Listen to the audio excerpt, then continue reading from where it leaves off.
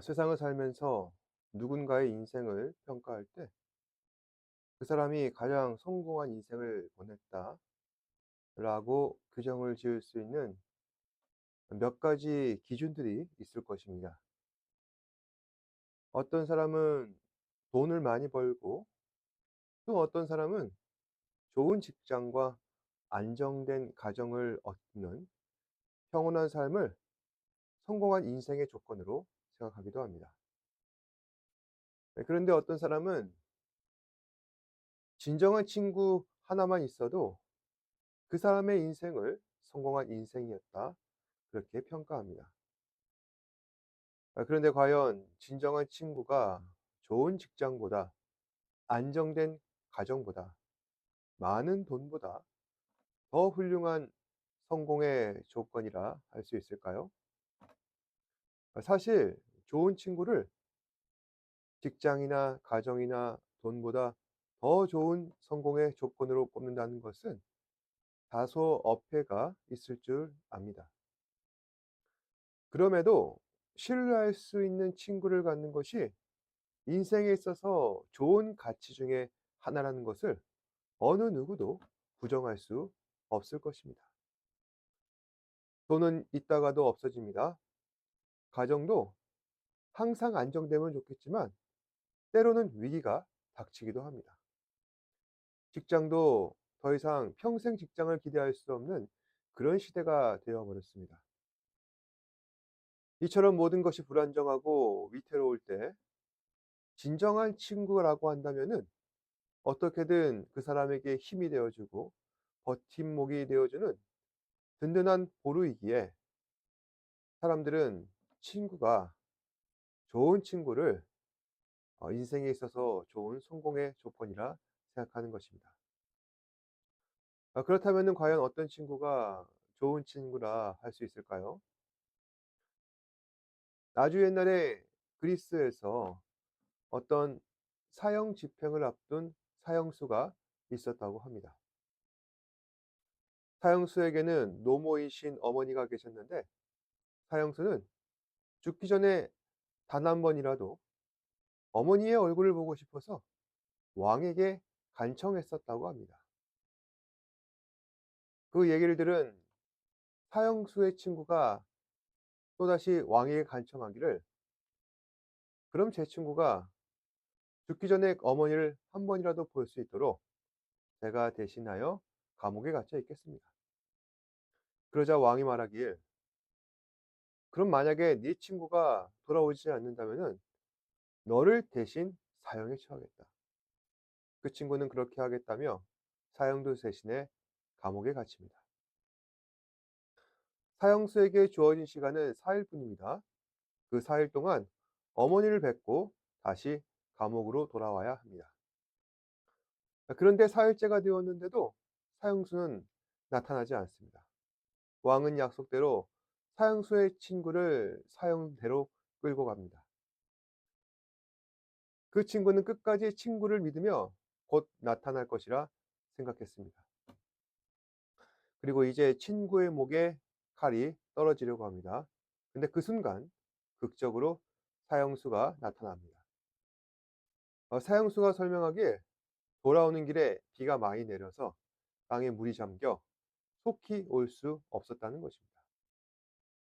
왕은 자신의 목숨을 걸고 끝까지 사형수를 믿어준 그 친구에게도 도망가지 않고 약속을 지킨 그 사형수에게도 감동하여서 결국에는 둘 다 풀어줬다고 합니다. 이런 얘기를 듣다 보면은 오늘날에 이런 비현실적인 일이 일어날 리 만무하다는 생각이 합니다. 사람은 죄로 가득하고 저마다 자신에게 유리한 것만 생각하기에 만약에 내가 사형수라고 한다면 지금 도망이라도 가면은 목숨을 건질 수가 있어서 이와 같은 상황이라면은 결코 친구를 위해 돌아오지 않는다는 것입니다. 그래서 사람들은 사형수가 나쁜 사람이라는 얘기도 하지만 그 사형수를 믿어준 친구도 어리석다는 얘기를 합니다. 아무리 절친한 친구 사이여도 목숨까지 아끼지 않는 것은 쉽지 않다는 것이죠. 여러분은 어떻습니까? 목숨까지 아끼지 않는 그런 친구는 아니어도 진심으로 마음이 통하고 서로 가슴 깊이 각자의 처지와 형편을 이해할 줄 아는 그런 친구가 여러분 곁에 계십니까? 만약 그렇다고 한다면은 여러분은 성공한 인생을 보낸다고 할 수 있을 것입니다. 오늘 말씀은 성경에서 진정한 친구를 가졌다고 평가받는 다윗에 대해 이야기를 하고 있습니다. 다윗은 하나님의 명령으로 사무엘로부터 기름을 받아 이스라엘 차기 왕으로 낙점되었습니다. 하지만 아직 사울이 이스라엘의 왕이었기에 공식적으로는 왕위에 오르지 못하였습니다. 하지만 이스라엘 안에서 골리앗을 쓰러뜨린 일로 인하여 그 실력을 인정받게 되었고, 사울은 그런 다윗을 경계하여 가장 가까이에서 다윗을 감시하기 위해 이스라엘의 군대 장관으로 다윗을 임명하였습니다. 하지만 승승장구하는 다윗을 견디지 못한 사울은 결국엔 다윗에게 창을 던져 본격적으로 다윗을 죽이려는 속셈을 드러냅니다. 다윗이 그 즉시 도망을 치자 사울은 전국의 수배를 내려 다윗을 체포하라는 명령을 내리고, 다윗은 사울의 눈을 피해 20년 동안 도망다닙니다. 결국 사울은 하나님의 진노를 받아 전쟁에서 전사하게 되었고, 사울이 죽은 뒤에 다윗은 정식으로 이스라엘의 왕이 되었습니다. 이처럼 다윗이 사울의 위협을 피해서 도망을 다녔던 가장 힘든 시기에 유일하게 다윗을 도와주고 그의 편이 되어준 친구가 바로 사울의 아들인 요나단이었습니다.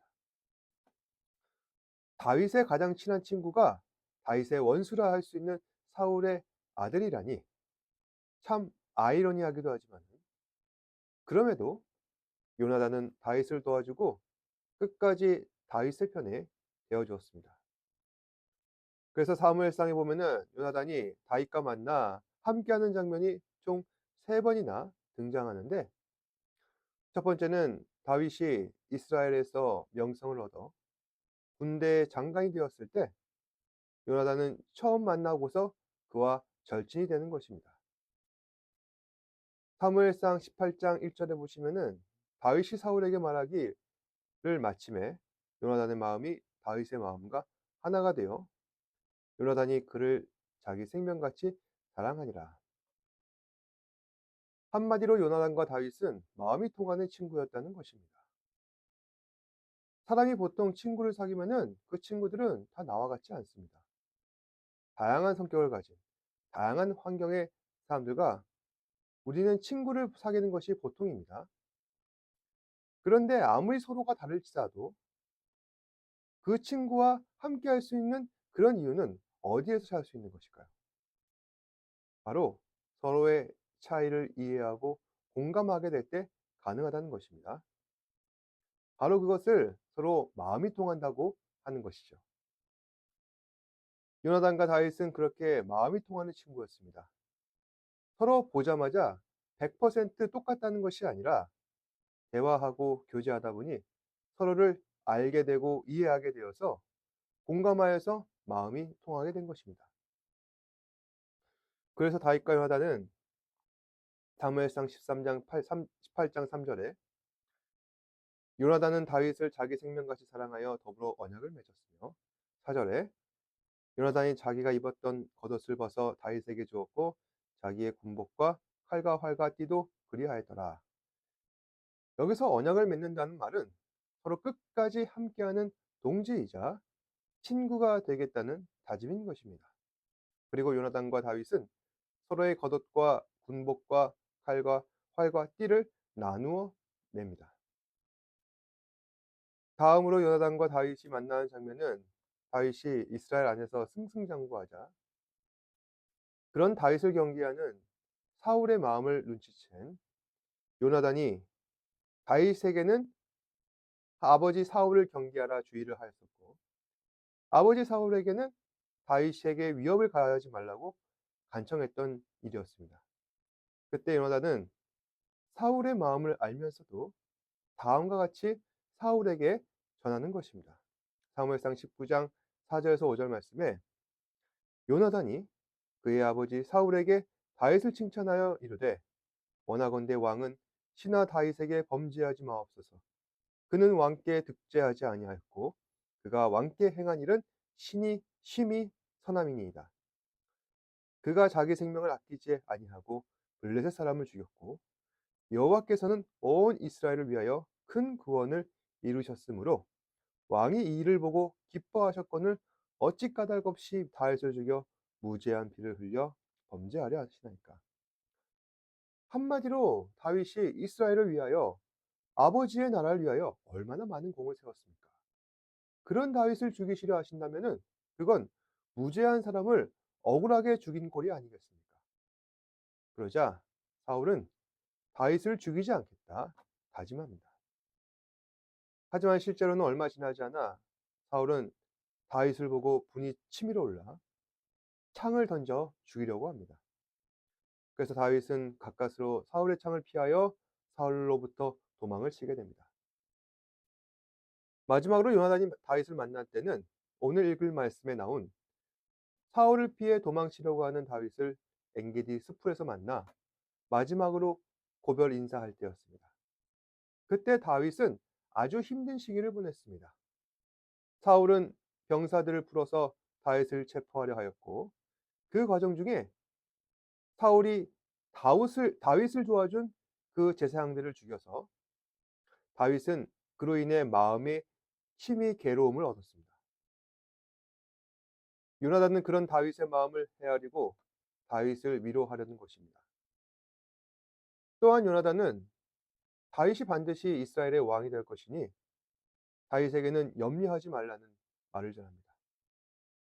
그런 뒤에 요나단은 아버지 사울의 추적을 따돌려주고 다윗을 도망 보내는 것입니다. 이처럼 요나단은 처음 만난 때부터 다윗이 가장 어려울 때까지 다윗을 옆에서 지지해주고 철저히 그의 편이 되어준 사람이었습니다.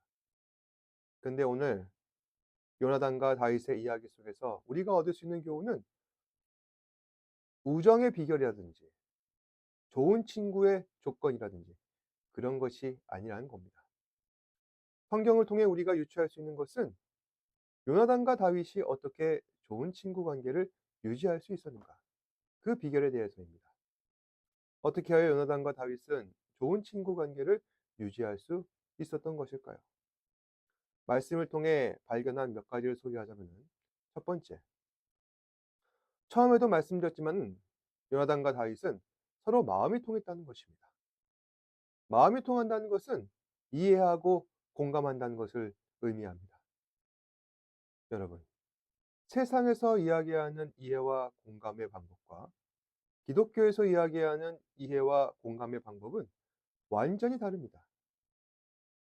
세상에서 말하는 이해와 공감은 이성과 합리성을 기반으로 합니다. 한마디로 그 사람의 말이 맞는가? 설명이 가능하고 논리적인가? 그리고 서로에게 이익이 되는가? 이러한 요건들이 충족되어야 사람들은 서로 이해하고 공감할 수 있습니다. 하지만 기독교의 이해와 공감은 전혀 다릅니다. 물론 앞서 말한 이성과 합리성도 포함되어야 하겠지만은 그러한 이성과 합리성을 포괄하고 있는 것은 언제나 신앙이어야 한다는 것입니다. 그러니까 내가 하나님을 믿고 하나님을 경외하는 삶의 공통성이 우리 안에서 갖춰질 때 기독교인들은 서로 이해하고 공감할 수 있게 된다는 것입니다. 물론 그렇다고 해서 그 사람에게 신앙이 있다 하여 모든 것을 다 용서할 수 있고 이해할 수 있다? 그런 얘기가 아닙니다. 만약 누군가 나에게 잘못을 저질렀는데 그것을 신앙이라는 이름으로 이해하고 용서하라면은 내가 그렇게 얘기할 수 있고 말씀도 드릴 수도 있고 노력도 해야겠지만 그에 앞서서 정말 그 믿음의 사람이 행하는 잘못에 대해 잘못의 원인이 된 그 사람을 용서하자. 그렇게 할 수는 없는 것입니다. 용서함에 앞서서 당사자의 회개라는 과정이 우선돼야 하는 것이고 그 회개도 하나님 앞에서의 회개와 사람 앞에서 내가 잘못을 저지른 그 사람 앞에서 용서를 비는 일들이 선행되어야 한다는 것입니다. 다시 말해서 기독교에서 이해와 공감은 하나님을 경외하는 삶과 신앙을 기반으로 이성과 합리성을 탑재한 덕목이라 할 수 있는 것입니다. 그래서 요나단은 그 점을 잘 알고 이해하고 서로 친구로 사귄 것입니다. 만약 요나단의 아버지가 행한 잘못에 대해서 신앙의 이름으로 다윗에게 무조건적인 용서를 강요한다면 그것은 잘못된 것이며 그의 우정은 정말 뭔가 잘못된 것입니다. 오히려 요나단은 어떻게 했습니까? 다윗에게 아버지의 잘못에 대한 용서를 구했습니다. 그리고 다윗을 위해 복을 빌고 그의 안위를 위해서 다윗을 사울의 추격으로부터 몰래 피신시켰습니다. 두 번째로 요나단과 다윗의 우정은 신의가 아니라 언약에 의한 우정이었다는 것입니다. 요나단과 다윗에 관하여 언급된 이 세 번의 말씀 가운데 반복적으로 등장하는 말이 하나 있는데 그것은 바로 언약입니다. 그런데 이 언약은 단지 사람과 사람 간의 약속이 아니라 하나님을 증인으로 세워 하나님 앞에서 맹세한 언약이었다는 것입니다. 그래서 다윗은 이 언약을 기억하여 나중에 요나단이 죽고 그의 아버지 사울이 죽고 난 뒤에 사울의 자손들과 요나단의 자손들을 데려와서 왕의 식탁에서 함께 먹으며 그들의 생활을 챙겨주고 앞으로의 삶에 있어서 불편함이 없도록 챙겨주었습니다. 다윗이 그렇게 한 것은 요나단에 대한 의리도 있지만 처음에 요나단과 했던 언약, 그 언약을 기억하고 있기에 그의 자손들이 공공해지지 않도록 옆에서 도와준 것입니다. 이처럼 다윗과 요나단은 서로를 아끼고 서로를 섬기며 아름다운 우정을 꽃피워 왔습니다. 성경에도 보면은 우정을 말하는 구절들은 간혹 있는데 다윗과 요나단의 관계에서만큼은 성경에서 가장 아름다운 스토리로 전해지고 있습니다. 그 이유는 바로 서로에 대한 진심과 그 마음이 하나님을 중심으로 서로 신뢰하고 맺게 된 언약에 근거한 것이기 때문에 그것이 가장 아름다운 것이며 가장 귀하다 할 수 있는 것입니다. 사랑하는 여러분, 여러분께서는 하나님의 언약 안에서 하나가 된 친구가 있으십니까? 한 말씀 드리자면은 이미 우리에게는 그 친구가 있다는 것입니다.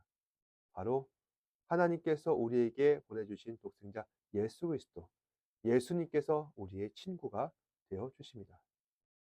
예수는 우리의 반석이시며 요새이셔서 우리를 옆에서 가장 잘 지켜주는 친한 친구이자 보루가 되어 주시기에 우리는 그 점을 십자가에서 우리를 위해서 달리시고 피를 흘려 주신 그 십자가에서 확인할 수 있기에 세상에 있는 수많은 사람이 다 떠나간다 할지라도 우리 주 예수 그리스도만큼은 결코 떠나지 않는다는 확신이 있기에 우리는 오늘 하루도 예수로, 예수로 만족하며 살아갈 수 있는 것입니다.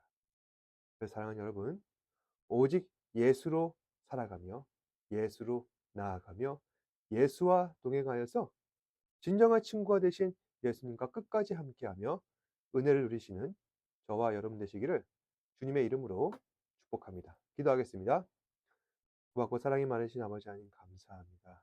저희 사랑하는 지체들 세상을 살면서 수많은 관계와 또한 그 관계 속에서 우리가 누리는 여러 가지 상황들이 있는데 때로는 그 상황들로 인해서 사람을 믿을 수가 없고 진정한 우정과 친구란 어디에 있는지 의심할 때가 참으로 많은 것 같습니다. 요나단과 다윗의 사례를 통하여서 보여주셨듯이 하나님을 믿고 신뢰하는 언약을 중심으로 주께서 맺어주신 예수 그리스도가 우리의 진정한 친구가 되시며 구원자 되시며 나와 함께 하시는 아버지 하나님이라는 사실을 다시 한 번 더 확신합니다.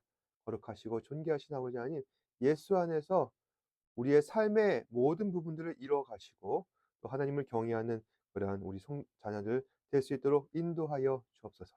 모든 말씀 예수님 이름으로 기도드립니다. 아멘. 하늘에 계신 우리 아버지여 이름이 거룩히 여김을 받으시오며 나라가 임하옵시며 뜻이 하늘에서 이루어진 것 같이 땅에서도 이루어지이다. 오늘 우리에게 일용할 양식을 주시옵고 우리가 우리에게 죄 지은 자를 사하여 준 것 같이 우리 죄를 사하여 주시옵고 우리를 시험에 들게 하지 마시옵고 다만 악에서 구하시옵소서. 나라와 권세와 영광이 아버지께 영원히 있사옵나이다. 아멘.